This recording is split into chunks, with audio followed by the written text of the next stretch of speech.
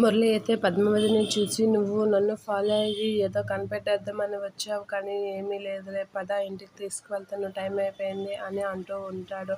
"నీచుడా, నువ్వేదో చేస్తున్నావు అని నా సారు నీకే తెలుసు, నువ్వే ఎక్కడో పెట్టుంటావా" అని అంటూ ఉంటుంది. అలా పద్మావతి మురళితో అలా వాదిస్తూ ఉంటుంది. ఆ టైంలో విక్కీ అయితే పద్మావతిని బయట ఉండడం చూసి, "పద్మావతి, నువ్వు ఇక్కడి నుంచి వెళ్ళిపో పద్మావతి, ఆ నీచుడు మంచివాడు కాదు, నిన్ను కూడా ఏదో ఒకటి చేస్తాడు, వెళ్ళిపో పద్మావతి" అని విక్కీ మనసులో అనుకుంటూ ఉంటాడు. అలా పద్మావతి అయితే విక్కీ అయితే పద్మావతి గురించి ఆలోచిస్తూ ఉంటాడు. ఇక పద్మావతి అయితే అలా ఉంటూ, "లేదు, ఇక్కడ సార్ ఉన్నట్లుగా ఉన్నారు, నా మనసుకి ఎందుకో సార్ ఇక్కడే ఉన్నట్లుగా ఉన్నారు, ఈ ఏరియాలో ఉన్నట్లుగా నాకు అనిపిస్తుంది, నా మనసు నాకు చెప్తుంది" అని చెప్పి పద్మావతి అయితే అలా చూస్తూ ఆలోచిస్తూ ఉంటుంది. ఇక మురళి అయితే అడుగుతూ ఉంటాడు, "రా పద్మావతి, ఇంటి దగ్గర డ్రాప్ చేస్తాను" అంటూ ఉంటాడు. పద్మావతి, "లేదు, ఇక్కడే సార్ ఉన్నారు" అని చెప్పి ఆలోచిస్తూ ఉంటుంది.